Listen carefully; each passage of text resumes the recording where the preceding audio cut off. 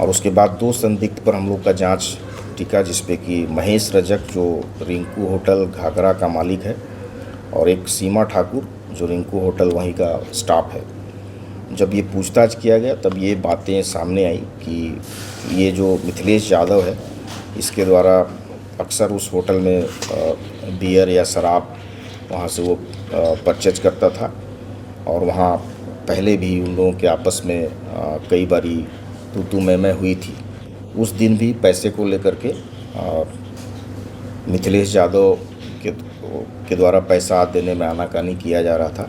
गौतम कुमार, आप देख रहे हैं डायर्च न्यूज़। इस वक्त की बड़ी खबर, जहां 14 जनवरी को बीते बगोदर में मिथिलेश यादव हत्याकांड का खुलासा महज 4 दिनों में पुलिस के द्वारा कर दी गई है। आज ही पुलिस अधीक्षक गिरिडीह में डॉक्टर विमल कुमार ने प्रेस वार्ता कर यह जानकारी दी है। बताया जाता है कि 14 तारीख को मिथिलेश यादव एक होटल में शराब को लेकर के कहासुनी में हुई थी। वहीं होटल मालिक के और स्टाफ के द्वारा ही उनकी हत्या कर दी और यह एक साजिश के रूप में दुर्घटना, एक एक्सीडेंट का करार देते हुए गाड़ी को भी तोड़फोड़ की गई और मिथिलेश यादव के साथ मारपीट कर उसे घायल कर मौत के घाट उतार दी गई है।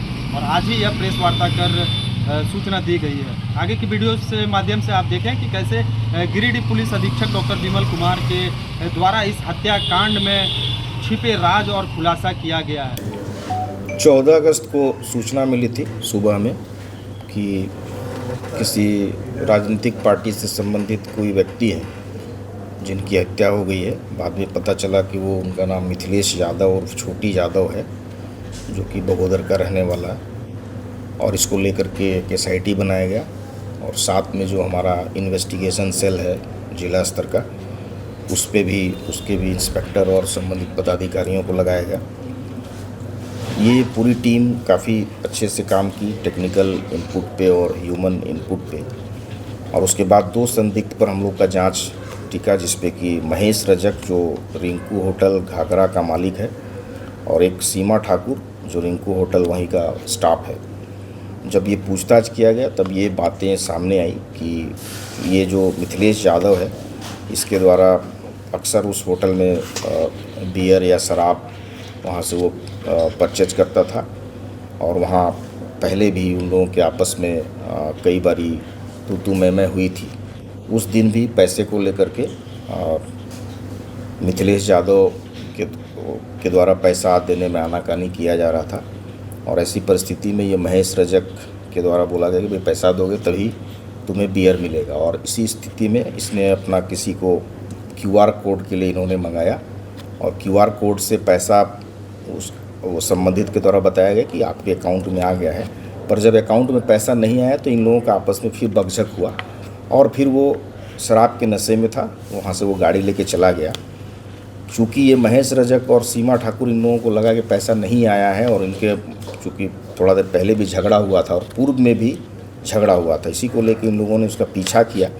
लड़खड़ाते हुए कहीं वो जा कर के मोटरसाइकिल के साथ वो लुढ़क करके गिर गया और इसी समय इन लोगों ने अपने साथ जो इनके पास में सब्बल था और जो टांगी थी उससे इन लोगों ने उस पर मार करके और दोनों के द्वारा मिथिलेश यादव की हत्या कर दी गई।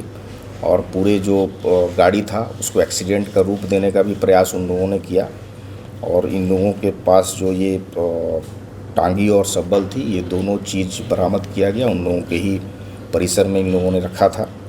तो ये पूरे घटनाक्रम का उद्भेदन हो गया है। इसमें महेश रजक जो बगोदर का रहने वाला और सीमा ठाकुर जो स्टाफ है, इन दोनों की गिरफ्तारी हुई है।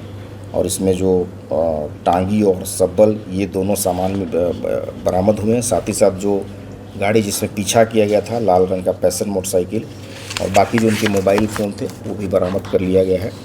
ये पूरा जो ये SIT बनी थी SDPO बगोदर सरिया के नेतृत्व में, उसमें इंस्पेक्टर सरिया और इन्वेस्टिगेशन सेल के इंस्पेक्टर ज्ञान रंजन, बगोदर थाना प्रभारी और पूरी टीम जो थी वो शामिल थी। और इसमें पूरा मामले का एक तरह से उद्भेदन हो गया है। इसके अलावे वर्तमान में कोई भी अभियुक्त की संलिप्तता की बात नहीं आई। सर, कितने पैसे का मामला था? पैसा जो था वो